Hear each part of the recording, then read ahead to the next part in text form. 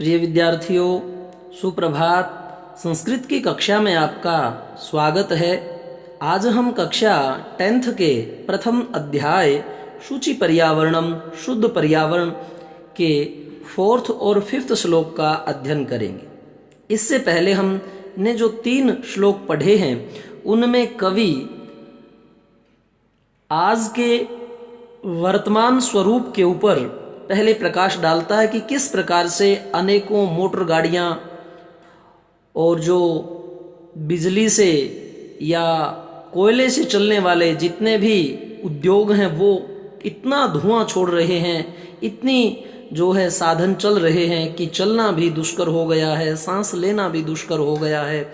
और वह इन सब से दूर जो है प्रकृति माता के आंचल में जाना चाहता है। वह कल्पना करता है कि काश इस प्रकार का समा हो, इस प्रकार से फूल हों, नदियां हों, झरने हों और कि मैं वहाँ पर जो है कुछ क्षण अपने व्यतीत कर सकूं।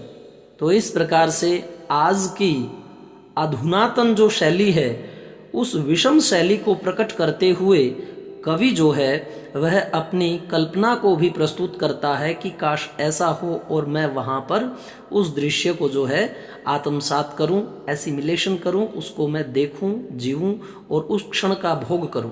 तो आज हम जो है वह 4th श्लोक का पार्ट का अध्ययन कर रहे हैं।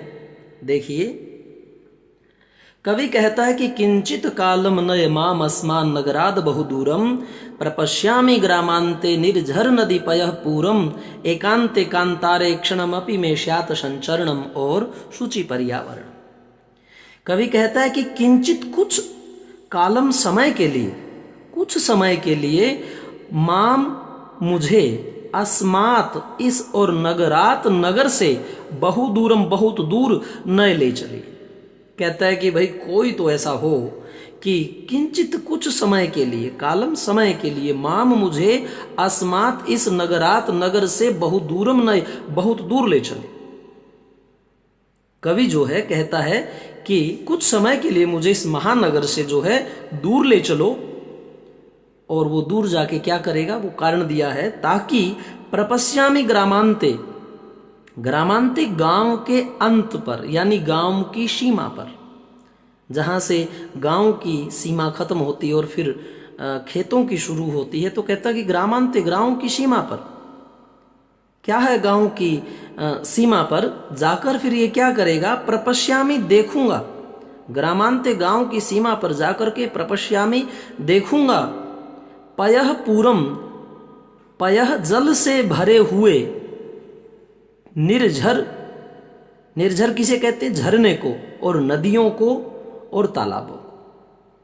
कुछ समय के लिए मुझे अस्मात इस नगर से बहुत दूर ले चलो ताकि मैं ग्राम की सीमा पर ग्रामांते प्रपश्यामि देखूंगा जल से भरे हुए झरने और नदियों को। और एकांते कांतारे क्षणम अपि में स्यात् संचरणम। एकांते, एकांत और कांतार क्या होता है, जंगल, वन। एकांते, एकांत वन में, क्षणमपि में स्यात् संचरणम, क्षणमपि क्षण भर भी में मेरा संचरणम जो है घूमना फिरना, संचरण भ्रमण स्यात् हो जाए। बस इतना ही काफी है कि मैं जो है कुछ समय, क्षणमपि कुछ समय, एकांते एकांत कांतारे जंगल में, और संचरणम क्या होता है, घूमना फिरना में मेरा स्यात् हो सके। कैन का प्रयोग कर रहा है कि कैन ऐसा कर सकूं, और वो भी फ्यूचर में। तो इस प्रकार से प्रिय विद्यार्थियों, आपका जो ये श्लोक है वो पूर्ण हुआ। और इसमें जो आपको लिखना है वह देख लीजिए। शब्दार्थ आप अवश्य पढ़ें इनके। प्रपश्यामि देखूं, ग्रामांते गांव की सीमा पर, निर्झर झरना, पयः पूरम जल से भरा हुआ, और कांतारे वन में। और जो इसकी हम प्रस्तुत श्लोक संस्कृत की पाठ्य पुस्तक कौन सी है, शेमुषी द्वितीयो भागः में आधुनिक संस्कृत कवि श्री हरिदत्त शर्मा के रचना संग्रह। अब हरिदत्त जी इसके कौन है, रचयिता है। शुचि पर्यावरण, पवित्र पर्यावरण कौन करता है, हरिदत्त, हरि जी देते हैं। तो याद रह जाएगा, हरा भरा पर्यावरण होता है। लेखक का नाम याद करना आसान है। और उनका रचना संग्रह लसल लतिका से संकलित पाठ सूची पर्यावरण से लिया गया है। लसल लतिका ये उनका संग्रह है, वहां से यह सूची पर्यावरण नामक पाठ लिया गया है। और इसमें कवि क्या कहता है कि कवि ने महानगरों के प्रदूषण से तंग आकर प्रकृति की शांत गोद में जाने की इच्छा व्यक्त की है। तो यह पोज करके आप लिख सकते हैं, अच्छी प्रकार से इसे याद कर सकते हैं। नेक्स्ट श्लोक देखें। हरित तरुणाम ललित लता नाम माला रमणीया कुसुमावली समीर चालिता श्यान्मे वर्णिया नवमालिका रसालम मिलिता रुचिरम संगमना।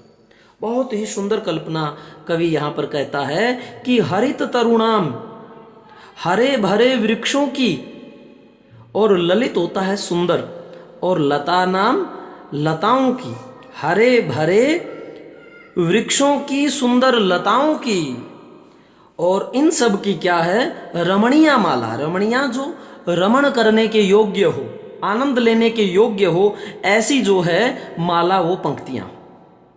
जहां हरे भरे वृक्षों की, हरित तरुणाम, हरे भरे वृक्षों की, ललित लता नाम, सुंदर लताओं की, रमणीय माला, रमणीय जो है पंक्तियां विद्यमान। एक तो मैं ऐसी जगह जाना चाहता हूं। और कुसुमावली समीर चालिता, समीर चालिता का अर्थ है, समीर होता है हवा, चालिता चलाई गई, हवा से चलाई हुई, क्या हो वहां पर, कुसुमा अवली, कुसुम होता है फूलों की और अवली होता है पंक्तियां। हरे भरे वृक्ष हों, सुंदर लताओं की माला पंक्तियां हों, और हवा के द्वारा हिलाई गई, चलाई गई क्या हो, फूलों की अवली, उनकी भी पंक्तियां।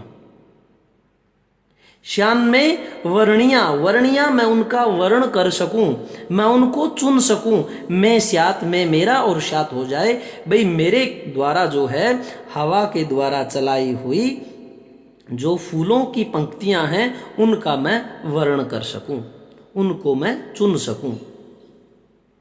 ऐसा शुभ अवसर जो है वह कवि चाहता है। आगे फिर क्या कहता है कि नवमालिका रसालम मिलिता रुचिरम संगमनम। नवमालिका, अब नवमालिका का अर्थ क्या है, यह एक बेल की प्रजाति है। नवमालिका जैसे ओल और आपकी बेलें होती हैं पुष्पों वाली, उसी तरह की है। तो नवमालिका नामक जो ये फूलों की एक बेल है, वह रसालम होता है आम के वृक्ष के साथ मिलिता, मिली हुई हो।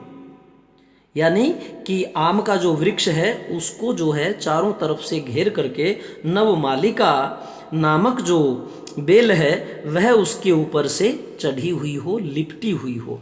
और रुचिरम, रुचिकर, अच्छा लगने वाला क्या हो, संगम हो, संगमनम, सम जो है मैं उसके साथ गमन कर सकूं, यानी कि मैं उसका जो है आनंद ले सकूं, उसके रूप का दर्शन कर सकूं।